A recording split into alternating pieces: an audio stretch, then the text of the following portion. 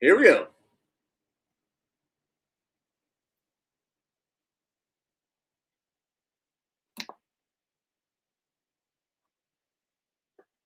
Hmm.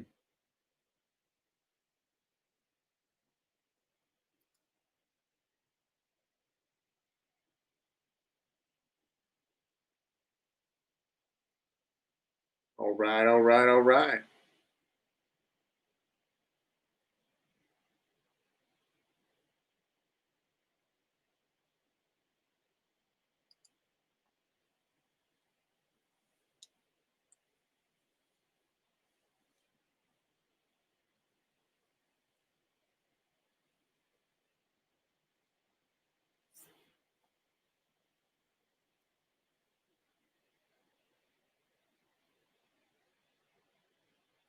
We all have blindness in our lives.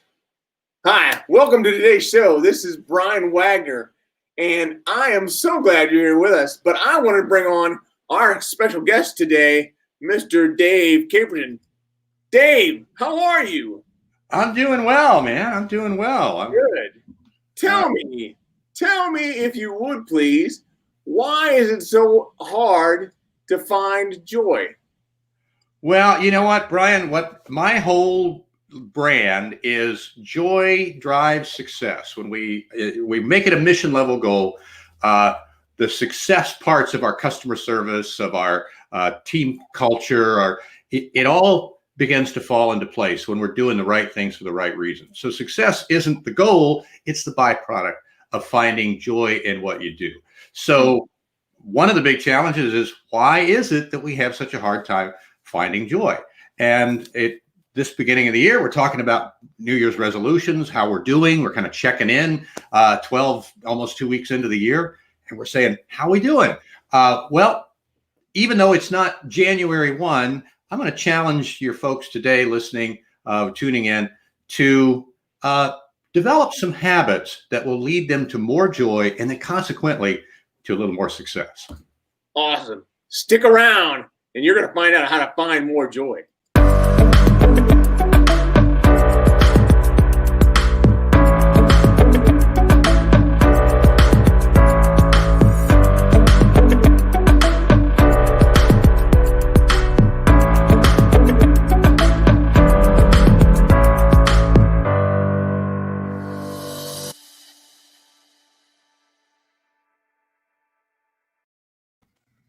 Hey, Dave. Hey.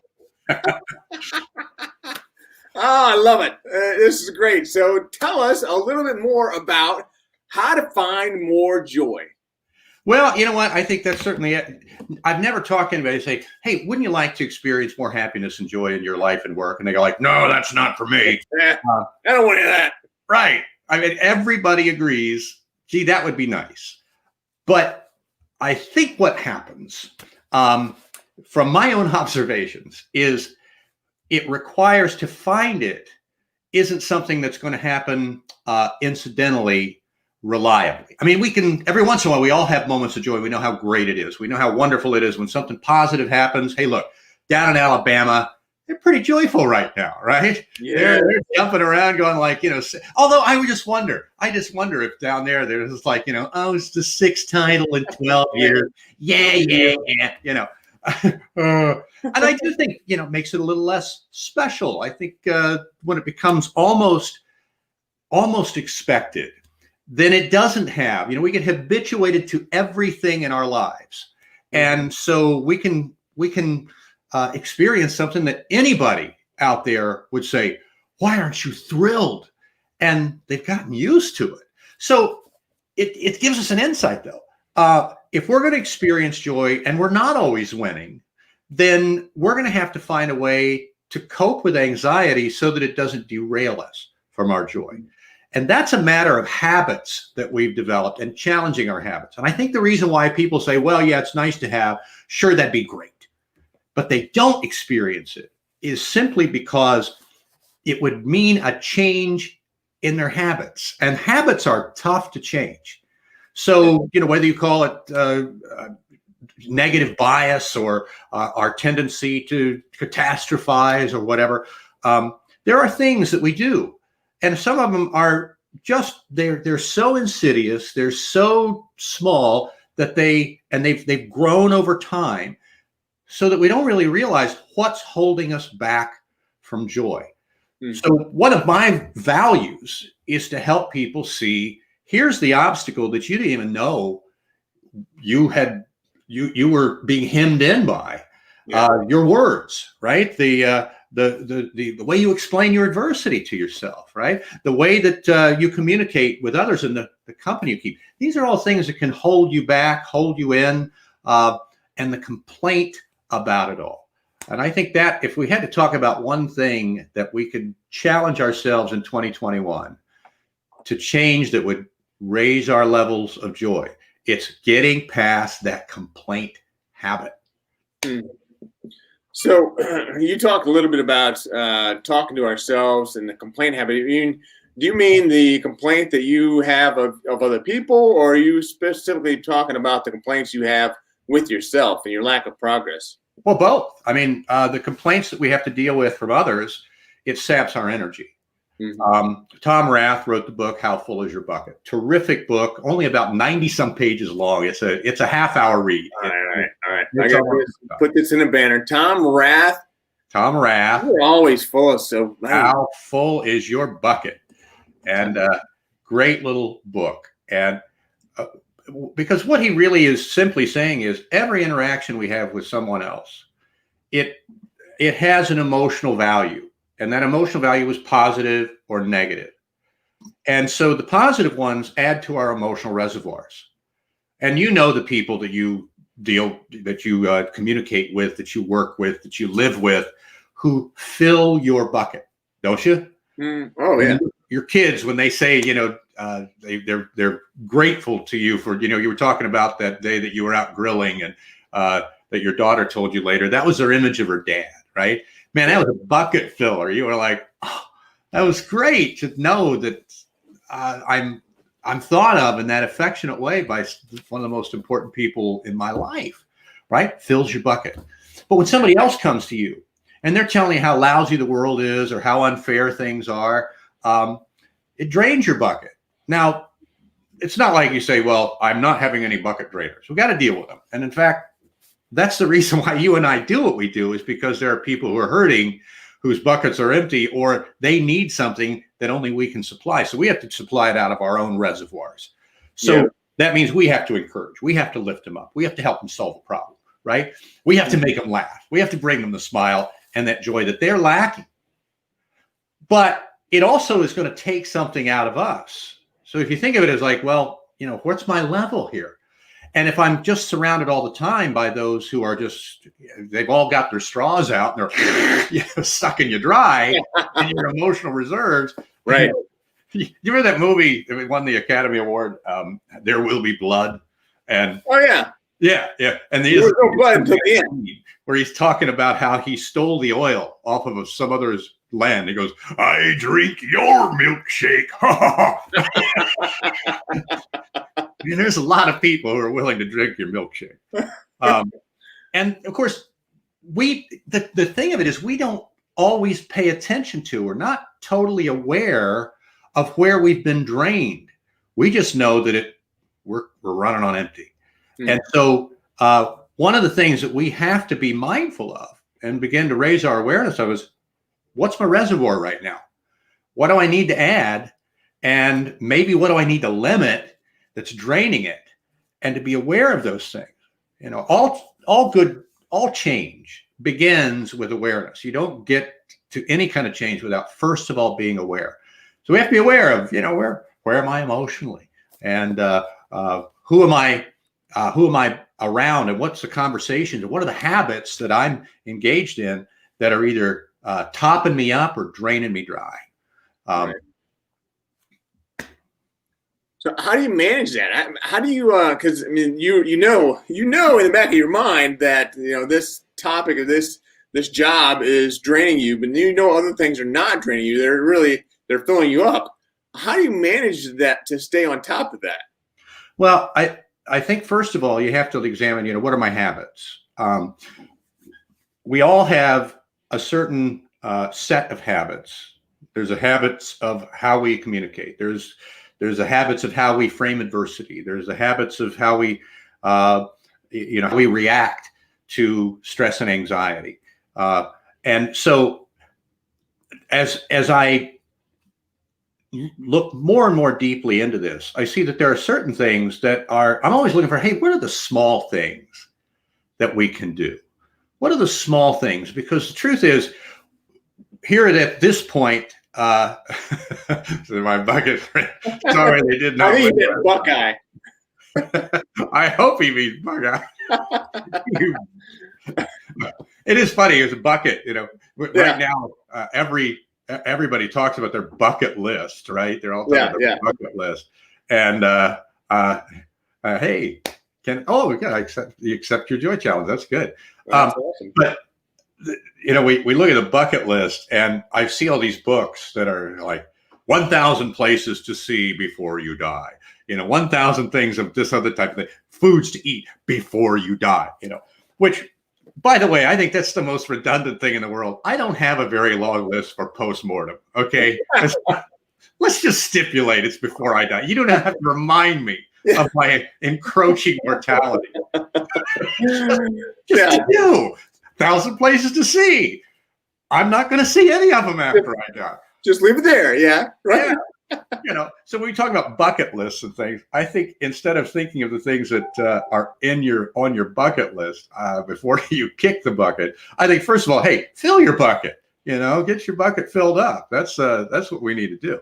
So, but as I've spent many years talking about why joy is something that we need to elevate to a mission level goal. Because if you think about it, every organization, probably of every group that you've ever worked with, it has a mission statement, right? Mm-hmm. And the mission statements, they may say something like to provide top quality, healthcare or education or products in our market space, and to do it with consistent, whatever it is. It's usually very long and kind of cobbled together by a committee. Mm-hmm. They're not very elegant, most of them. But if you break them down, they come down to two basic things. And those things are, who do you serve and how you're going to measure success, right? I mean, every mission, either they say it explicitly or they imply it. Who do we serve? Our customers, our patients, our students. And then how are we going to measure success, right? So if it's education, let's say, to have them prepared for success for that next level of education, or to go out and work in their professions and to do it with a high level of competency. And so those are the two things, who and how we measure success. But I think what we sometimes just skip is to find ways to accomplish that with joyfulness, to really be joyful and intentional in our joy in doing it. And if you say, well, we don't have that in our corporate mission, our hospital mission, our school mission, that's okay. Supply it personally, because that's where real change happens anyway. Each individual, the choices we make, the way that what our mission is. And if we say, here's the mission, how am I going to do it to bring joy to the process for myself and for others? And I think if we elevate that to mission level, and it becomes, what's the purpose of a mission statement anyway? It's to say, here's our intention, that everything we say, just like it aligns with our vision, right? Right. Vision alignment. This is all what it's about. So am I doing? Wow. It's like you knew the show. I know. But honestly, you see the mission statements, vision statements, and then are you aligned in your actions with those things? Mm-hmm. And so it just gives you a good way to check, to say, hey, does this align with our commitment to the who and how we're going to measure success, who we serve, how we're going to measure success? If it doesn't, then we shouldn't be doing that, right? And if we can individually say, let me add a third part that I think is going to help keep us in alignment, keep me in alignment, individually. And that's, I got to find ways to bring passion and joy to it. I got to find a way to turn this from a job to a calling, right? To really know that I have a purpose. And, there are certain jobs, like we see the folks out there on the front lines against this virus. And you think that is so emotionally draining. You talk about people with dry buckets, right? But they also are charged by a great sense of purpose. They know that what they do is important. And I think that's such an important part of being able to hold on to and survive the adversity and workloads, is knowing that what you do matters, right? And there are certain jobs like that where that's an easy question to answer. I was a teacher for a lot of years, and there were days that I was really good at it. And there were days that I really felt like I was terrible today. I didn't achieve anything. I didn't make any difference, right? But the one thing I didn't ever have was a moment at the end of the day when I looked myself in the mirror and thought, well, I wasted my life today. I knew that what I did, whether I was good at it, where I was successful at it or not, it still mattered. Yeah. And so purpose, that's right. Kenneth says like that, turn it into joy and purpose. Purpose is an important part of being able to find joy, to find the purpose in what we do. You think, well, what if I'm doing some mindless job? You know, what if I'm doing, cold calls in a phone bank center, just doing telemarketing? How is the purpose of that? Well, how do you serve your customers? What's the value you bring to your colleagues who also are engaged in that? When I was a kid, I went to school the first day. Kindergarten used to be optional back in the old days when we went to school by wagon train and stuff. And so I didn't go to kindergarten, right? Because I was actually still 5 years old when I started first grade. So it was just kind of in that. Well, do you want to start him you can start him in kindergarten, start him in first grade. So my parents sent me on into first grade, and so that first day, getting picked up on the bus. Was the first adult who was my first connection with education. Her name was Mrs. Mooney. I don't know her first name. Everybody was, you used to have the kind of, it was insisted upon that you call people Mr. or Mrs. Right. Was she a bus driver or your teacher? She was our bus driver. Okay. Right? So our bus driver, she was the first person I saw who was an adult who was associated with school. Right. And Mrs. Mooney swung the door open, and I still remember the smile and the greeting. She had learned the names of the kids on her route, especially the ones who were new. And wow. She says, so you're Dave Caperton? I was like, I'm known, And she told me where to sit, and a big smile. Now, Mrs. Mooney had the biggest, brightest red lipstick I've ever seen. And this hairdo, because you remember, this is the 60s, right? In the 60s, it was not unusual to have a standing weekly appointment. My mother did, right? Where they would go to the beauty shop and have their hair teased and then sprayed into this helmet. Yeah. Honestly, I think it could have functioned as a crash helmet had we done an accident. But Mrs. Mooney, and her lips were so bright, I really believe on foggy mornings, I probably more than once saw her lips arrive before the bus. Right? Like a Rudolph. All life, and she was all joy. And all these years later, I still recall that when somebody says, hey, why'd you go into education? I would have to say it's a whole lot of people, right? A whole lot of people who were influences. But it began with the woman who picked me up that first morning, because I know how that felt. And I know that joy that she imparted made a difference, stuck with me, became a lasting memory. And so you're thinking, okay, there's a bus driver. Is there a job that's more routine than that? Yeah. And yet somehow she turned it from a job into a calling, because she made a difference in the lives of the kids who stepped on that bus. That's a great question. I think about my school when I was in elementary school, and I remember the bus drivers more than I remember the teachers. But before we go there and talk more about the bus drivers, I want to say hi to a few people that have joined here. So Tim All, thank you very much for joining. I appreciate you being on. Thank you. Kenny, however you go by, I know you go by Kenny as well, so that's great. And then Randy, thank you for joining. I appreciate that. So it's all good. So yeah, but let's talk a little bit more about those bus drivers and how important it is for them. They showed us joy. They showed us how to have joy. Right.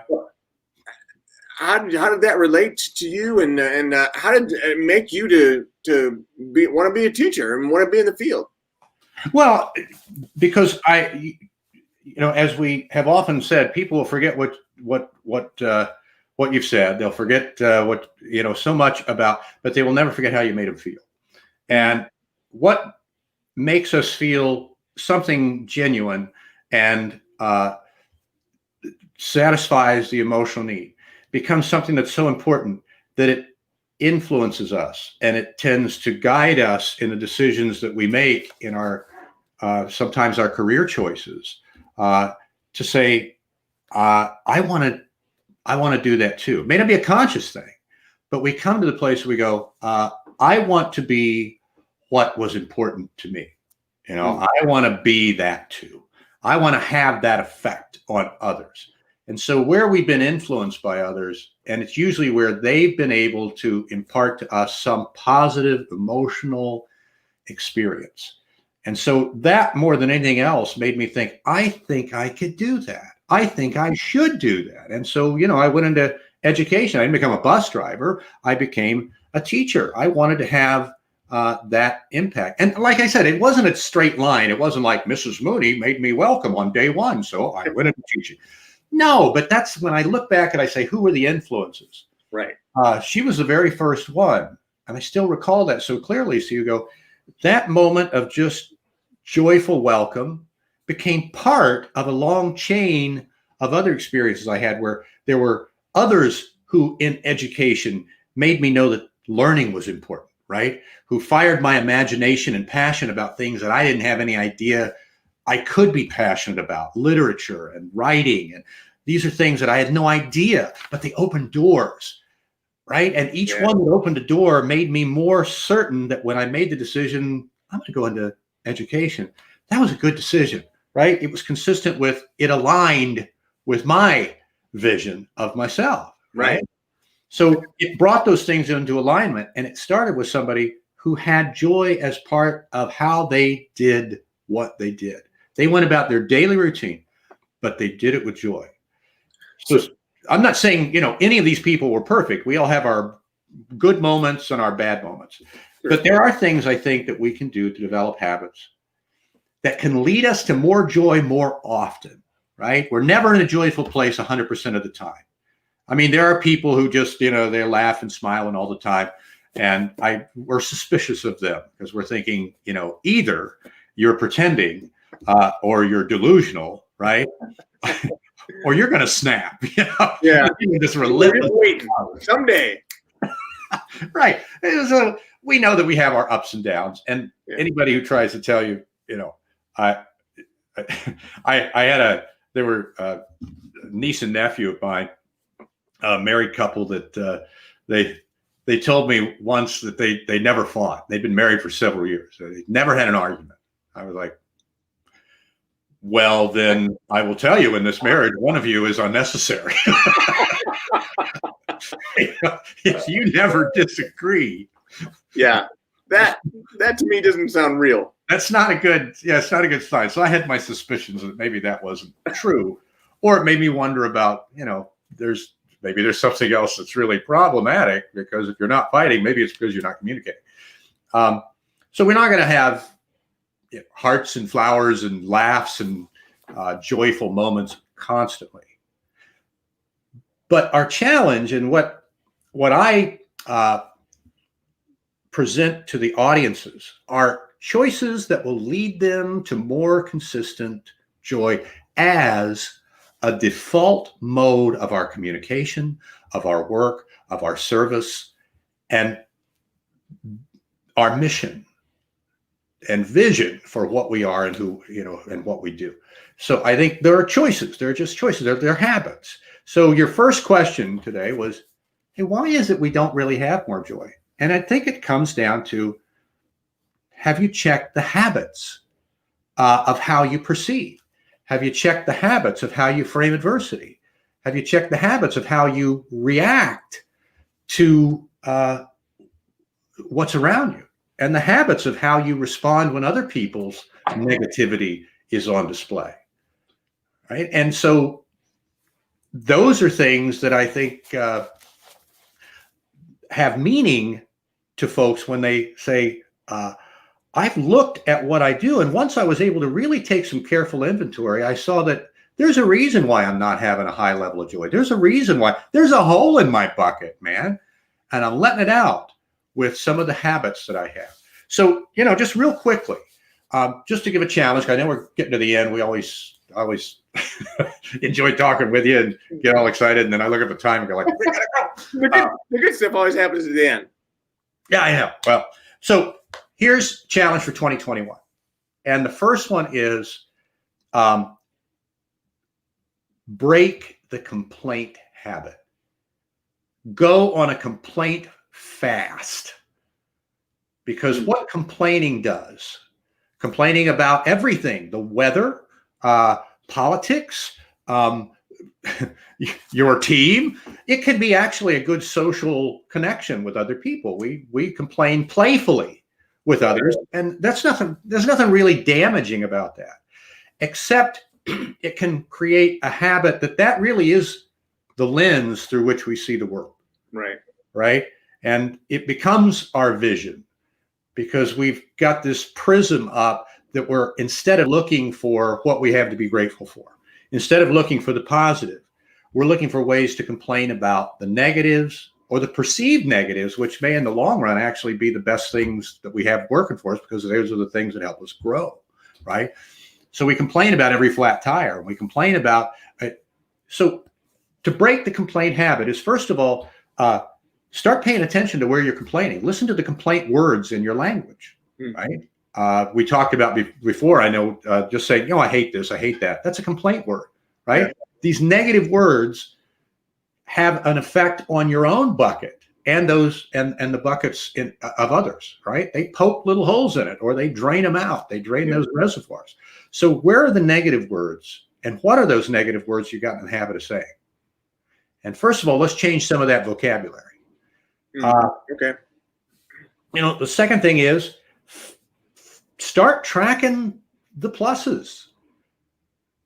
We have a tendency to see the world only we pay attention to what breaks the pattern. And what breaks the pattern is the imperfection. It's the flaw, right? I can have a whole screen of parallel lines, but if there's one little crooked place in it, that's what I'll notice. Not that I have all these others that are perfectly straight. I've noticed the flaw, right? So that's negative bias, our attention is drawn to what's novel. And so if we're noticing adversity and small things going wrong, that ought to be a good sign, because what it's telling us is it's novel enough to get our attention. Back to old Alabama, right? They've become habituated, many people, I'm sure, that they feel like, well, of course. Now, what to them is a flaw? A flaw is when they come in second in the national title race. But in Cleveland, they're doing handstands because they won their first playoff game in 26 years. Yeah. So we get habituated. I was one time in Oregon, and I'm at this beautiful resort where I was speaking for a group, and I took a walk in the morning, and here are these gorgeous mountains in the distance. And it's breathtaking. I couldn't believe it. I'm just looking around like, wow, and these homes that are built to see these beautiful mountain views. And they had this lovely path where people could walk and jog in the morning. And I said, I could tell who lives here and who's visiting here, because the people who are visiting here are stopping and taking in the scenery and going, wow.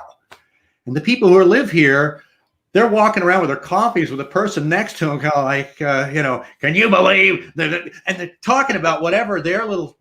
Oh, the weather today is not as nice as it was yesterday. Right. And I'm going, look. Did you see the mountains? You're like, yeah, I've got a whole view. My whole bank of windows looks out over on those. I'm going, how do we get used to these wonderful blessings? And it's simply because we do get used to everything. And it does become a habit. And then we take for granted the positives and the blessings And we begin to really focus then on the things that are flaws. And the problem is with that, it leads us to a place that we starts to feel like the whole world is the flaw. The whole world is the flat tire. The whole world and my life are these things. And then we're moving farther and farther away from our joy. So what are we going to do? Right? And that's go on a complaint fast this week. Right. Okay. Just this week. You don't have to do it for all of 2021. Heck, just do it today. Right. And then start thinking about the words that you're using. Right. Yeah. No, that's great. So let's answer Kenny's question here. Can we post the list to joy? So do you mean the list to get to joy, Kenny? If you would, because I know that Dave, you mentioned habits. You mentioned the complaint fast, and then you also said changing your vocabulary, right. And tracking positive. So I think there are 4 or 5 things there. Was there go with 3? Because I think people get overwhelmed. But here's a good place to start. We'll just give them these 3. Number 1, break the complaint habit. Go on a complaint fast. All right. For 1 day, and if you can, then try to extend that. Right. Complaint fast. Okay. Right. Be aware of where you typically would say something in a complaining tone or expression, and I'm not going to say it. Right. Hold up on that. The next one is to really start tracking the words that you speak, right? To start look at your vocabulary and start using more positive vocabulary. And one of the great things you can do is get your butt in there, right? So if you have a complaint, if something is wrong, just add this word to it. But, and then say something that it could be worse, or there's still something positive. Right. So if I say, hey, Mary's late to work every week, she's late to work 2 or 3 times. They're like, well, that's a complaint. That's a negative. And it may be something to talk with Mary about. But if I get my butt in there, I can go like, but you know what? In a crisis, Mary's always been a cool head. And she's great at getting people together. And she has a lot of value for the team. So, this is but there's this. So I think the vocabulary and but is a great word. I like it.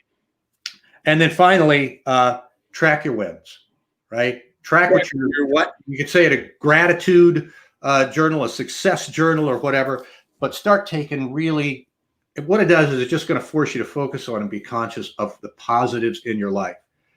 The smaller, the better. Yeah. And I think if we start there, you're well on your way. If you just did those 3 things in 2021, you would have a more joyful 2021, and you would be able to be more of a positive, value bucket filling person in your work, in your family relationships, in every area of your life. It's just simply a matter of what do you do, where are your habits leading you, and what value are they creating and providing for the people around you. It's not hard. It's just something that we have to make raise our awareness and then follow through and do the small things consistently. Awesome. Always great to have you on, Dave. You're good. I appreciate you. And yeah, so even Kenny says, good show. It's making him better. And look at himself and say, ouch, sometimes. But no, it's good. So I appreciate you being on, and I appreciate all the information you've shared with us. This group has been phenomenal. So looking forward to having you back someday soon. I love it. Hopefully, that'll work out for you. But, again, thank you so much. Thanks so much, Brian. You have a great day. See ya. Bye-bye. Bye. Wow. Another great show. Oh, that was incredible. So tomorrow we've got more great attendees, more great interviewees that are coming on. So what we have tomorrow, and I lost my list. So we have, Mari Ryan, who is coming on from Boston area. She is phenomenal. So she is actually a wellness speaker. So she'll talk a lot about wellness. Another continuation of what Dave has talked to us about here today. And then the next day we have, and so that would be Thursday, we have Shep Hyken. He's world class, and he is a leader, a speaker and leader on leadership. So another great talk we're going to have there on Thursday. And then Friday will be Tom Shelton. And Tom Shelton is a guy that we've had on the Blind or Stroke of Genius show before, but now he's going to be on Vision Alignment, talking about how his vision aligns with his core beliefs, his core values. This is great. I appreciate you all. Thank you for being on. And as always, keep one eye on the road. Bye.